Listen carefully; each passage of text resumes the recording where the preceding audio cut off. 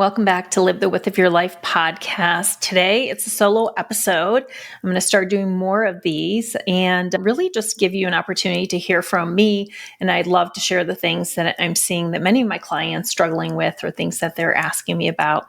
And today, we're going to talk about something that I'm really passionate about. And I think you're going to discover just my inner nerd a little bit today. So those of you that know me well know that I am obsessed with planners and journals. And I've been using a planner for the longest time. I mean, I was always a kid that loved buying school supplies right at the end of the year. But what I'm noticing with my clients is that many of them are struggling with a never-ending to-do list. They're feeling completely overwhelmed because there's not enough time in the day to get the things that they say are most important done. And then they end the day and they didn't make any time for themselves to eat, to exercise, to spend time with loved ones. And they still don't feel successful because they didn't get everything done that they wanted to. So if this is you and many high achievers struggle with this, I think that you're going to enjoy today's episode. I'm going to talk to you about how you should treat your planner like a roadmap instead of a to-do list and why this is a huge game changer. This changed my life and it's allowed me to be very productive, but also live a very integrated and balanced life. We're going to talk about how to choose a planner that aligns to your values and your goals, the power of setting a daily intention and practicing gratitude, techniques for identifying and focusing in on your top 3 priorities, strategies for effectively time blocking so you get things done that you want to focus on, methods to eliminate distractions and stay focused, and then the importance of the reflection at the end of the day. If you implement these techniques, you are going to see your satisfaction increase. You're going to see yourself feel more in balance. You are going to be able to make more time for yourself. Your productivity is going to increase, and you're just going to reclaim your time, which is really important for all of us. So, things to keep in mind. It's about progress. It's not perfection. And you could just start small. So the first step is to choose a planner that you love. And I've used so many planners, and I just want to show you, this is the one I use right now. It's a Ramona and Ruth planner. And if you're watching this on YouTube, you will see what I do with my planner. So there's an opportunity here to focus in first on setting your intention and your gratitude for the day. And I love this. I love doing this part because setting your intention is setting you up for success. You will already be in a much better place than other people are. And then starting your day with gratitude, really asking yourself, what am I grateful for? What am I thankful for? It's one of the highest emotions that we can have, and it's going to make such a huge difference when you start your day with a sense of positivity that you will be in gratitude the rest of the day as well. The next step is to identify your top 3 priorities. I don't want you to pick more than 3, and you might actually just have 1 or 2 or 3, but don't have any more than 3. And the reason this is so important is that many of us have a to-do list with 100 things on it, and sometimes we tackle the things that we have time, a minute here, a minute there, and we never get to our top priorities. And then those things continue to get pushed down till tomorrow. We kick the can or the weekend or in the evenings when our energy might be less. If you focus in on your top priorities first, identify what those are. And then I want you to time block. I want you to look at your calendar and say, am I set up for success today? Did I make time for the things that I'm saying are most important? And if the answer is no, 1, can you make the time? Move something off, create more space. And if the answer is no, then that can't be a priority for today. You're telling me by your calendar, by your choices, that something else is a priority. That's where it gets really important to be strategic and use some discernment. So if you have additional tasks, so this planner I use has the priorities, there's also opportunities for additional tasks. Maybe there's multiple tasks under one priority, for example.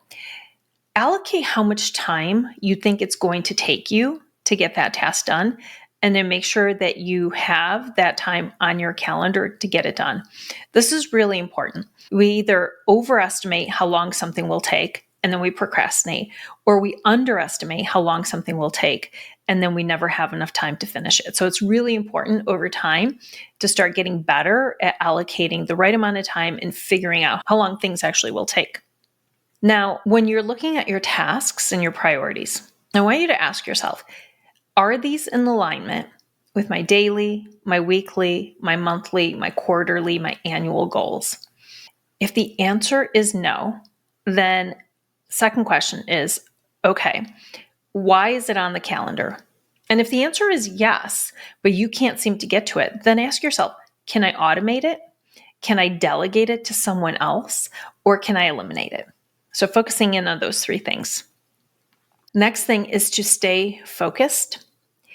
We are open to so many distractions. The amount of distractions that can come in through so many different channels, and sometimes we just create that space for ourselves to be distracted, is huge, more than ever before. So some of the things that I do is I close unnecessary browser windows. It's so overwhelming to have so many of them open. So close them down. Your computer will be grateful as well. It uses less energy. Then I set my focus on my phone and on my computer so I'm not interrupted or distracted by other people trying to come in, especially when I'm focused on getting work done. I also use the Pomodoro technique. You guys have heard me talk about this before, where you just allocate a timer, 25 minutes on in deep focused work, 5 minutes off. Or if you know that something's going to take you longer, set it for the entire time and then create a little bit of space of a break afterwards. Which is the next thing, is to add breaks throughout the day. It's so important to give yourself space to add some breaks to make sure that you are recharging. For me, I love having a cup of tea in the afternoon. I love doing some breath exercises, stretching, moving my body, going outside if it's sunny out. Just give yourself an opportunity, just putting music on too. That's like a good thing to do as well. And then in the evening, my planner has the ability to do reflection. So in the back, which it's still day, so you see here it's empty right now. But some of the things that are here is my planner tracks what did I eat? How much water did I take in? What was my act of self-care to myself today? And then it asks me to circle what kind of movement or exercise I got today.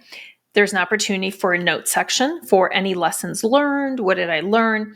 There's a question around what is your favorite part of the day? And then setting your top 3 priorities for tomorrow. Now, one of the things that I also love to do is just track my energy and say, how energized do I feel at the end of the day? Why or why not? Maybe if I feel super exhausted, like, why is that? Did I try to do too much? Did I focus on things that were really hard? Did I allow in distractions? Were there other unforeseen circumstances that came up? But being able to do the reflection allows you to celebrate your wins, to acknowledge how amazing you are and the choices that you made, and to learn from challenges, mistakes, so that the next day you just get better and better and better. And we talk about 1% better, as James Clear says, that's all you need to do. 1% better every day, 5% better at the end of the week. It has a compound effect. So if you start to implement these things, you are going to feel so much better because you're going to show up for yourself. You're going to list your personal and your professional goals in here. You're going to make sure that your daily choices, your calendar, your schedule is aligned to your values. You're going to make sure that you are celebrating your wins, that you're showing up for yourself, that you're using your lessons learned to do something different tomorrow so we don't find ourselves stuck in the same pattern over and over again. This is what I've done for years, and especially when I started my business. This is start of year 7 for my business. This planner and this approach has been everything for me. And I want to remind you that inspiration and motivation and momentum, they follow action. So take the action first, and the momentum will come afterwards. So if you found this helpful, share it with a friend, share it with someone else that maybe is struggling with this. If you found the lessons learned were awesome and you're not subscribed to my newsletter, I would love for you to join my community. I share a lot of new products and services and classes that I offer with my community. And I just want to say thank you for joining me again today and for being a part of my community. Have an amazing day.